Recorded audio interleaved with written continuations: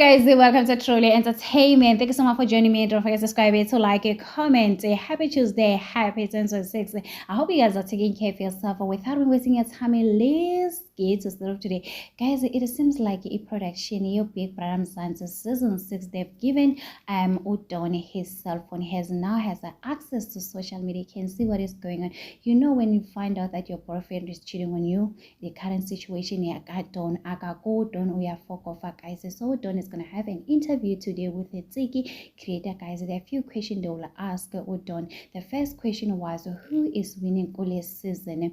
Udon was like, Thandeka. He's even shocked to say, hi, bo, Thandeka has a strong fan base. He was so confused, guys. Again, he said he doesn't hate Thandeka.